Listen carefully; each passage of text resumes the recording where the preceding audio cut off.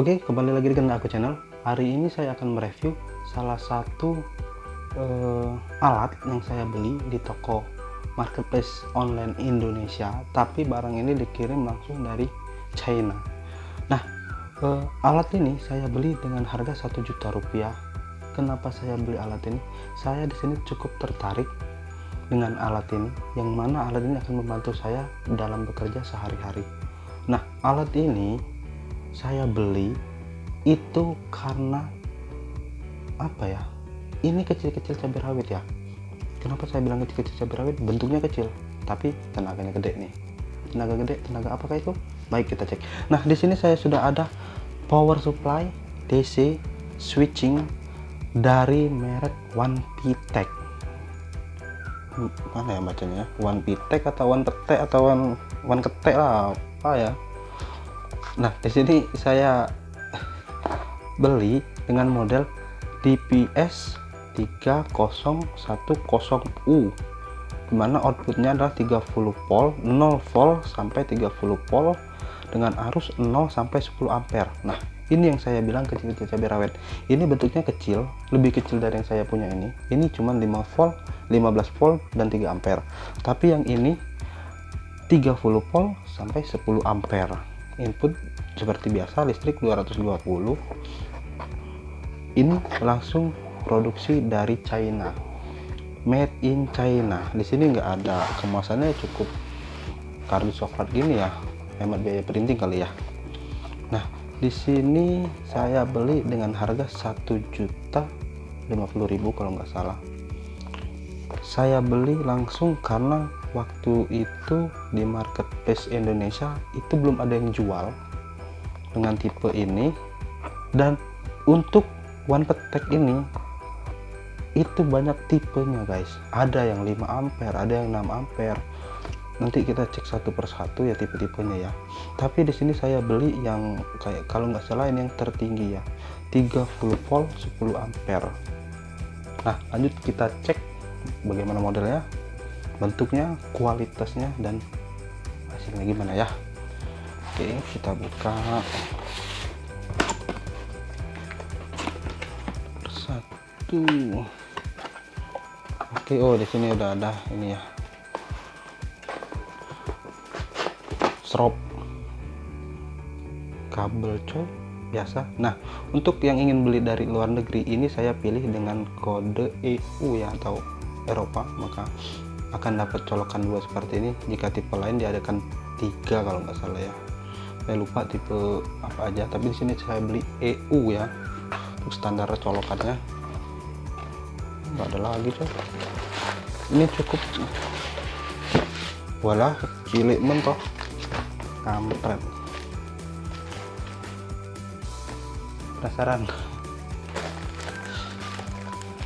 Oke, kita buka. Ini yang katanya kecil-kecil cabai rawit nih, tapi belum ada yang review ya untuk di Indonesia.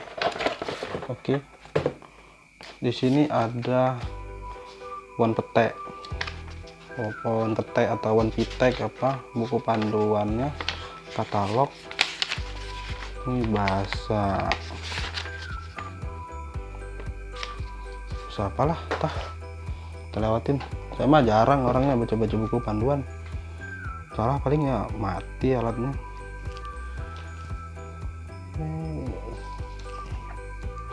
Oke, di sini saya dapat kabel DC power supply. Nah, power supply ini akan saya pakai untuk kerjaan sehari-hari. Pekerjaannya tukang servis HP, tukang servis laptop. Nah, ini cukup 50 cm tapi lumayan tebal daripada yang ini. Ini kabelnya lumayan kecil. Oke, kita lanjut, kita buka. Nyoh kue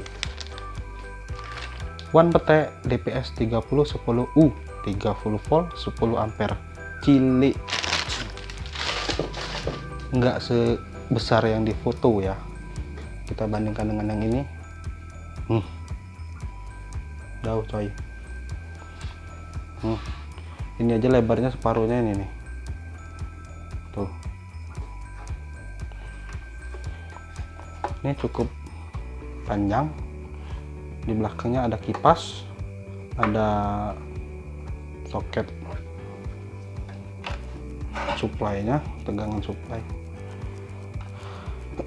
Nah, di sini enggak ada fiturnya ya, enggak ada yang aneh-aneh. Nah, kalau tipe-tipe yang lain itu ada yang cuma 2 ininya jacknya, sini 3, terus ada yang nggak pakai USB atau quick charging.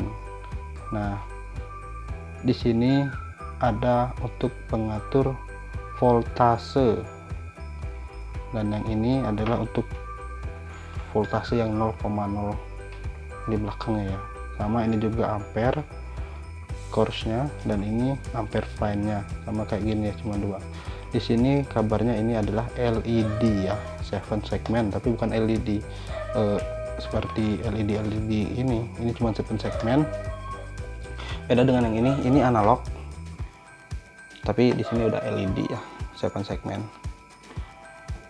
Nanti kita akan review ini ya, Sunshine 1503T yang katanya produk itu terlaris di pasarnya, sampai teman saya yang cari pun nggak dapat, malah dikirim produk lain. Ini di kampung saya ini udah banyak yang ikut-ikutan beli ini karena yang fitur-fiturnya banyak. Oke, nanti kita akan review di video selanjutnya. Nah, ini saya beli seharga 1 juta. Kenapa saya beli? Karena saya penasaran. Ini kecil, 30 volt, 10 ampere, cukup besar ya. Di sini ada constant current dan over current protection. Jadi kita pilih kalau kita nggak mau terjadi short, ini kita pilih OCP. Untuk kita ingin menemukan short, ini kita pilih constant current. Ketika dia terjadi short, maka dia akan tetap bekerja. Namun ketika kita pilih OCP, maka dia akan berbunyi atau berhenti ya ini kerjanya. Ini seperti biasa ini buat. Nah, di sini saya akan mereview barang ini ya, tapi untuk kerjanya itu kita akan review di video selanjutnya, di saat saya melakukan pekerjaan sehari-hari. Switchnya cukup keras ya, bukan kayak switch cetek itu. Ini push button ya. Oke, lanjut kita pasang. Kita buka dulu ini. Wah, ini kawat berduri. Kawat berduri. Colokin ke surabi. Nah, terus kita colokin dulu ke listrik tetangga sebelah. Listrik rumah ya coy, dengan rumah tetangga sebelah. Oke, kita nyalakan. Semoga nyala ya. Kalau nggak nyala, wah kacau ini. Widih, nyala coy. Kipas.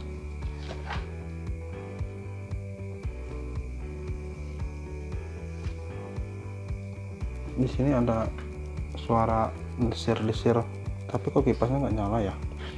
Mungkin kalau ampernya tinggi maka dia akan nyala. Nah, di sini ada 3 indikator. Yang pertama adalah indikator voltase, yang kedua indikator ampere, dan yang ketiga indikator watt. Oke, quick charger.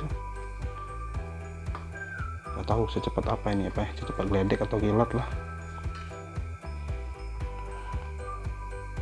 Oke, langsung kita coba. Nah, ini kita turunkan ke sampai mentok nih. Di sini saya nggak bawa multitester ya, buat untuk mengukur ini keluaran dari dia ini apakah murni ataukah ada selisih. Nanti pas saya lagi kerja akan kita ukur. Nah, di sini ini udah mentok ke 0 ya, tapi di sini masih 2 volt, 15. berarti coba kita main di sini. Oh, ini ternyata mentok kanan ya, coba kita turunin ke kiri. Oh, gini ternyata. Apakah dia akan sampai 0? Apakah dia akan turun sampai 0? Mungkinan sampai 0 ya, tapi lama. Terus kita naikin lagi nih, dia langsung naik ke 1,8 ya. Turunnya lagi, naik lagi 1,8 ya. Nah, jadi kalau kalian ingin mengerjakan handphone ini rata-rata di 4 ya, 4 volt. Terus jika kalian ingin menaikkan arusnya sedikit demi sedikit, maka fine ini yang harus dikerjakan, yang harus kita putar. Tuh, misalkan segini, ini. Oke. Untuk ampernya ini akan bekerja kalau dia ada ini ya, tegangan ya, yang membutuhkan.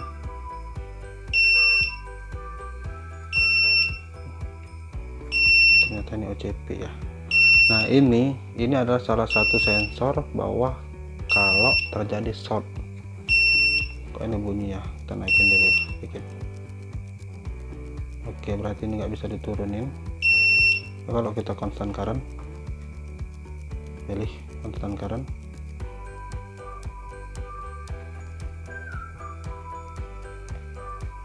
voltnya turun.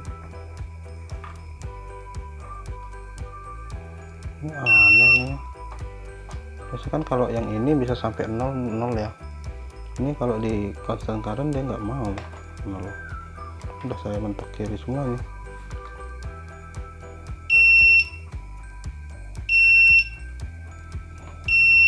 Coba kita naikin voltnya. Berarti dia mendeteksi ada arus short ini ya. Terus kita naikin course-nya, fine-nya, per fine-nya. Nah, kalau udah mentok gini berarti itu kita udah setting dia ke 10 ampere ya. Dia kalau ada beban kerja, maka dia akan keluar ampernya. Seberapa beban itu dibutuhkan oleh alat tersebut. Misalkan handphone, dia akan bekerja di 0 sampai 1 ampere lebih. Dia akan keluar nanti. Terus kita setel ininya. Sini 0-nya digitnya ke sini ya. 0.123, 3 digit berarti. Berarti kalau dia 10 ampere 9 ya, 99999. Ini watt, terjadi watt.